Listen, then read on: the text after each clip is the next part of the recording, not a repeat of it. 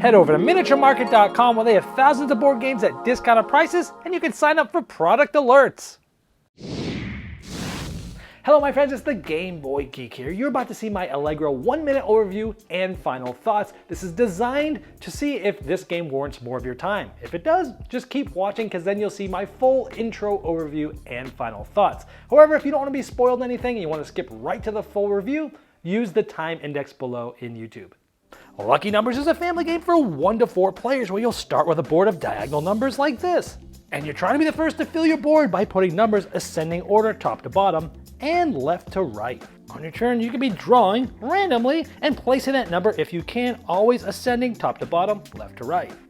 But sometimes you might get a number that you can't even use because, well, they have to ascend or descend, so you have to leave it there where another player might be able to take it instead of a random one. So sometimes you're thinking, should I just place this here? Or maybe, should I replace this one with the 1, giving me a little bit more breathing room, but do the other opponents need those numbers? But you have to be careful because you might box yourself in needing a 7, and maybe I have 1 and the other one is on another player's board. You might need to start replacing to open up what you've gotten yourself into. And you're trying to be the first to finish your board. And there's also a solo book with 40 different puzzles to figure out. Lucky Numbers has simple mechanisms. Take a clover, keep it or not, face down or face up, what do you want? But it has more depth than initially seems. You gotta figure out when to swap based upon looking at opponents' boards because you don't want to set them up, sometimes constricting yourself to make sure they don't take what you give them. Sometimes you're swapping things out for temporary storage, knowing that others can't use it and you can get that one back later to give yourself some more options. Has a natural catch-up mechanism where it gets harder to get the right numbers as you get closer to finishing, and you must keep an eye on others' boards to make sure you don't get boxed in, knowing that all the numbers you need are already out there. It scales well for all player counts. It made my Family Games of the Year list for 2021. It is fantastic. It can be a little bit random, but it's in the name of the game, Lucky Numbers. But if you want a game that's quick to teach, easy to play, fun, has some strategy along with luck, with more depth than meets the eye, that is Lucky Numbers. Hello my friends, it's the Game Boy Geek here. Are you feeling lucky today? Today it's all about the numbers, but the lucky numbers, of course, because that's the game we're going to be looking at today. It's a fun little family game. It actually made my Family Game of the Year list. Let me show you how it's played, and I'll see you on the other side.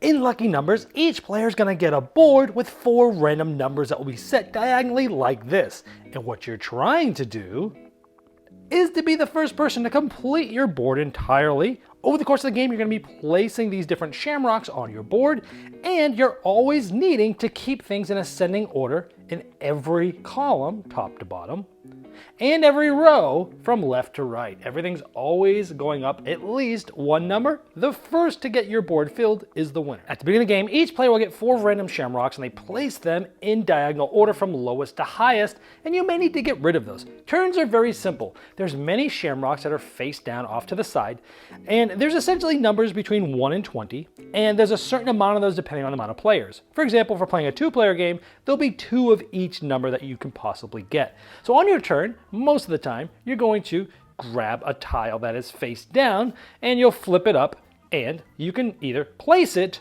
or not. In this case, it matches the 7, so I couldn't place this. I'd have to put it face up next to the other pile. Now the opponent has the choice of either pulling a face down one or taking any face up one because this 7 might have been great for them. And in this case, I wouldn't have done anything. But let's say I pulled a tile and it was a 1.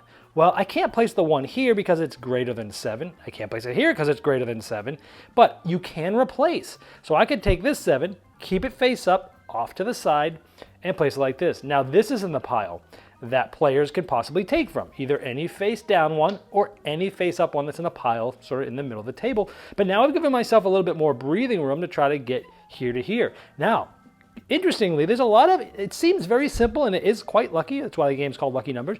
But I could have done this because I might know my opponent at this time doesn't have a good spot for a 7. Maybe they can't put it on their board at that point in time.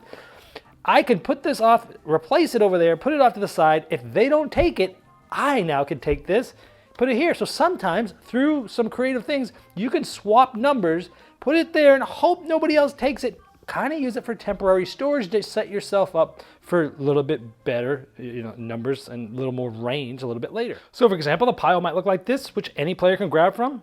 A random one or one you can see, and it's like, okay, do I want a random one? Do I want the 20? Well, the 20 can go here and I can replace it with the 19, but if I do that, someone else is likely to take that 19, but if I know that nobody's gonna do it, I could do that and then next turn, take this here. But if I did do that to give myself a little more breathing room and someone took a 19, well now it's my turn, I'll take a random one, and I'll say, oh, 14, great, I'll put this one here. Someone else grabs one and goes, oh, a 3, well, they didn't want to use it, they couldn't use it, they put it here, oh, great. I can use it. So you're constantly looking at what do you want to do? What do you want to place? Like, oh, this one? Well, I could put this one right here. Great. And you start to do it. But what happens is as you start getting closer and closer to the end, it gets harder and harder to get the numbers. And since there's only a certain amount of numbers of each type, you could look at your board and other players' boards and see, you know what? I really need a 12. There's no 12s because that other player has both of them, So there is a little bit more thought than what appears at first. And there's definitely a lot of good tactics and sort of a little bit longer term strategies that you're trying to do. It is simple, it is easy, but there is more to see here than first show. For example, let's say I'm one away. I'm like, great, I'm beating the other players. Looks like I'm gonna win, but I only need one number. Only a 16 can go here because it's greater than the 9, but it's bigger than the 15, but less than the 17. 16 is the only number I can play here. And now I look up and I see, oh darn, the 2 16s are already out on the other players' boards. So I know I can't get this 16, so now what do I do? Well, I take a random one, I say 12, I go, great, this might be work. I could put this 12 here. Now this 15 could be mine, but guess what? The other player knows that, they take this. And so now you grab a tile and you're like, oh great, I got a 10. Well, I could put it here because of the 9, but I can't put it here because it's greater than a 12. So I leave this for the other player. The other player's like, great, I can use a 10. So it has sort of a built-in little bit of mechanism, catch-up mechanism, but you really have to watch yourself and not get yourself boxed in there. And of course, whoever is the one to finish their board is the winner. There's also a solo version of the game that has 40 puzzles that you are trying to finish. They get harder and harder as you go, but it gives you things to set up and how many turns to do certain things in. Yeah, as I mentioned in the intro, this game made my top 10 family games of the year. It is so good. Now, if you want to see that whole list, I'll put the little video up there in the corner that you can click and watch as well. This is just such a phenomenal game.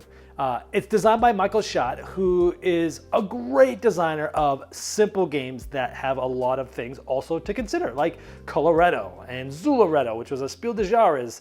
I don't know if it won or is nominated, I forget, but it was up there. Mogul, a great little stock market game. But he does great things with simple mechanisms, and absolutely the same thing here. I mean, some people are gonna look at that overview and go, it's called Lucky Numbers. It looks super lucky, like that just looks random. And some of it is, but it's surprising at the subtleties that this game brings in the interactions with the players. I mean, it's so simple. Take a clover, face down or face up. Keep it or not. Trade it in, swap it out, or just, I can't take it, I put it there. This game definitely has more depth than initially seems. Again, you're looking at this overview, you're gonna think this looks silly. Every single person I've taught this to has been like, wow, this is really good. Even game, like granted, I play with a lot of players that don't typically play games, that's just what I do. But I also play this with gamers and they love it too and they buy it for their families and such. It's just a fun little game that you can pull out anytime. Takes 10, 15 minutes to play. You're always gonna play it more than once because it's so fun and so quick.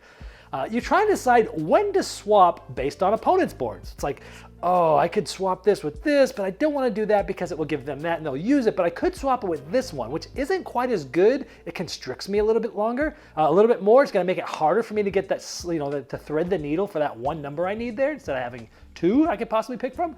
But when I put this number there, they can't take that one. So do I open up my board and give them something that's just a no-brainer for them? Or do I, bet a little bit longer that it's going to be hard for me to get this, but not giving them a free thing?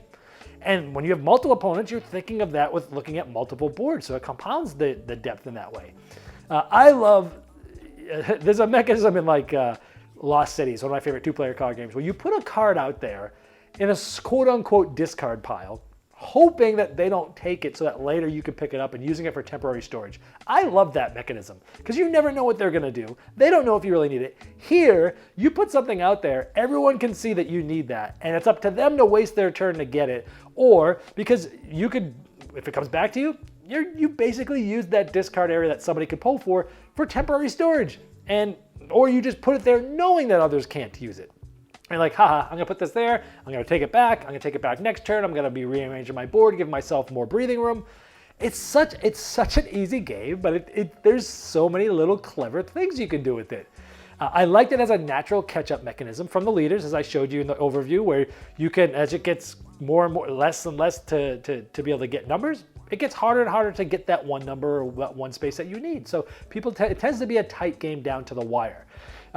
You must keep an eye on others' boards so that you don't get boxed in. You got to look at, hey, I need a number 7. Well, all the 7s are out already. I probably shouldn't do that. You really got to pay attention to what's going on, even though you could totally play this casually. Beer and pretzels, watching a football game, talking in a restaurant. You could totally play it super casual, and that's fine. But if you pay a little bit extra attention, the game has some depth that will reveal itself to you. It scales well at all player counts.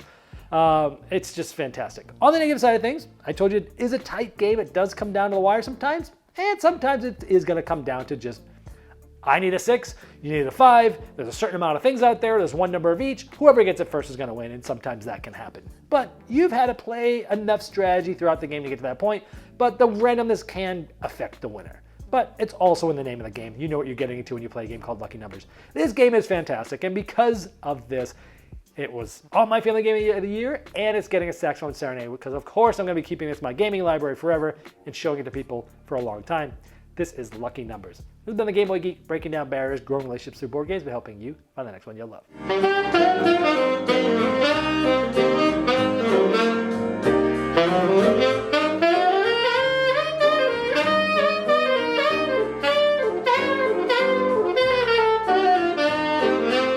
Game Toppers not only transforms your existing table to a high-quality gaming solution, they now offer full leg kits and dining cover solutions for the full table application.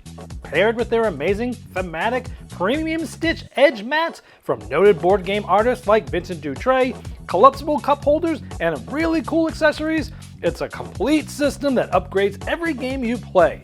Go to GameToppersLLC.com or click the link below.